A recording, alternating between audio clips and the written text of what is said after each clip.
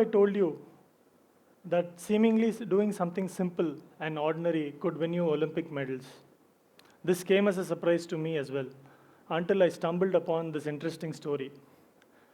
Enter Great Britain's national cycling team. So this team has not won an Olympic medal between 1924 and 1988. And they've never won the Tour de France for over 100 years. Then comes, let's call this person Mr. X. He takes over as the sports director. What happened next in the next 20 years surprised the whole world. He went on to shape Great Britain's cycling history.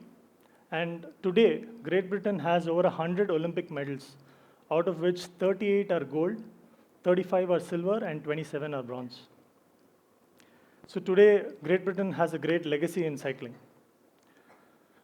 Cut to my journey. We'll unveil Mr. X in a bit. Cut to my journey. Let me take a walk down memory lane. I started playing table tennis at the age of 8 at my school. My coaches were really quick to identify my flair for the sport, and they actually built a roadmap for me, which even I had not envisaged back then as a kid. So I generally play, like the introduction said, I play defensive style of play, and it's very unique in our sport. So hardly 4 or 5% in the world adopts to defensive style of play.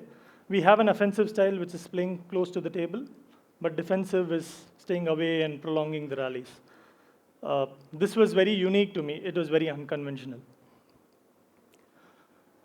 My first milestone in table tennis happened in the year 2003.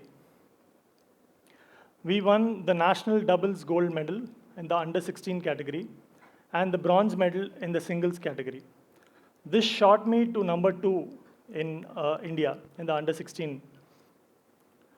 So in the next 2 years, I had an opportunity to represent India in various junior international tournaments. And by 2005, I was one of the highest ranked Indians in the under 18 category. I was number 50 back then, which was the highest in that year. So this gave me a platform to participate in the World Junior Championships, which was held in Austria. So all these stories were rosy and glory. But then came a rough patch, which all athletes go through. So those 2 years, I still remember, they taught me life lessons. So the entire journey was filled with a lot of stumbling blocks, and we were going through a lot of bad performances. The transition from junior to senior is always very, very challenging. Players go through this in all sports, but in my sport, with my style of play, it became even more hard.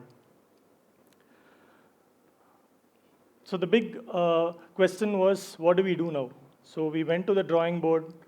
My mentors, my coaches, we all got back. We had to think through what the core problem was and focus and attack it. So we had to set the fundamentals in place. During all this, I just believed in one thing.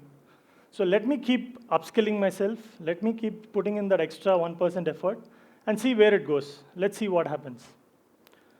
So I kept pushing to see where it goes.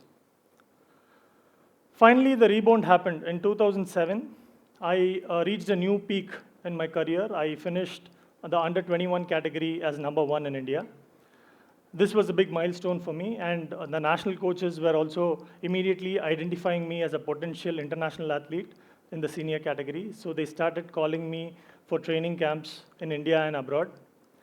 So national training camps actually open you up to a different world. That is when we realize how demanding professional sport really is.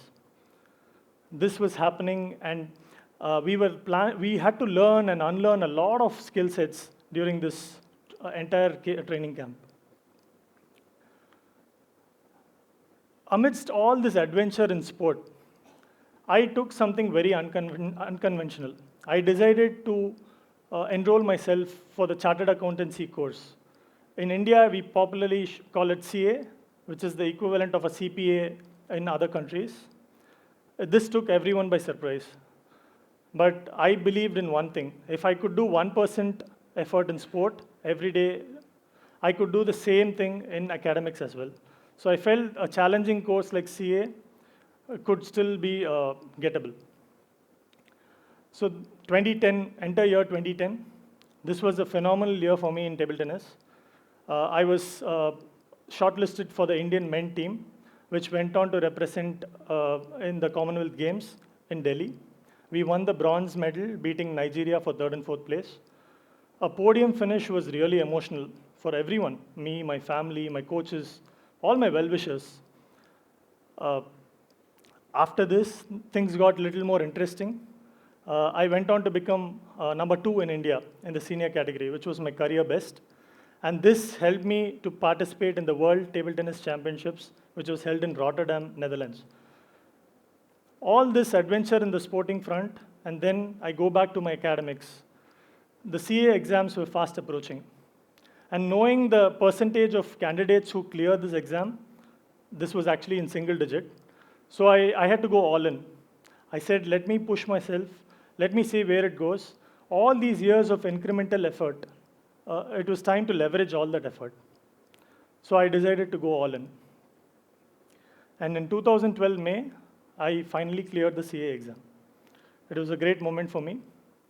And since then, it's been 13 years. I've been successfully managing both my sport and my academics. So I still stay connected with table tennis as a mentor. And I still leverage my experience and expertise in finance.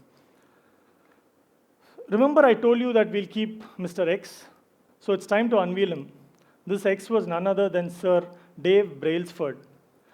He coined a very interesting theory, the aggregation of marginal gains.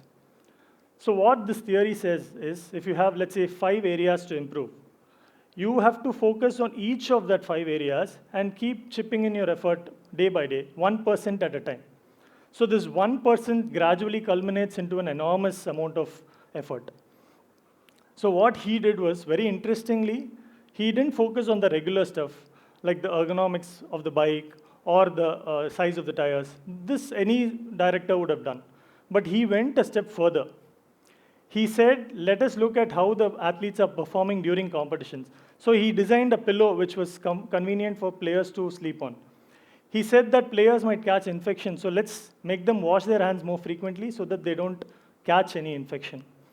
He even went to the extent of saying how much of efficacy is there in a recovery gel. So all these things actually ensured that the Great Britain's national cycling team shot their way up, and today they are a dominant force in the world of cycling. So this philosophy did not just stay in the sporting world, it also became a talk in the corporate boardrooms. So in my personal journey, in a small way, I could relate to this aggregation of marginal gains. So I was able to live this dual life by doing that single 1% every day, and I was able to scale new heights in both sport and academics. In my personal view, all I have to say is you keep identifying your goal and vision, keep chipping in that required effort day by day, and then in one fine moment, you'll have it all culminate and it'll snowball into an avalanche of success. Thank you.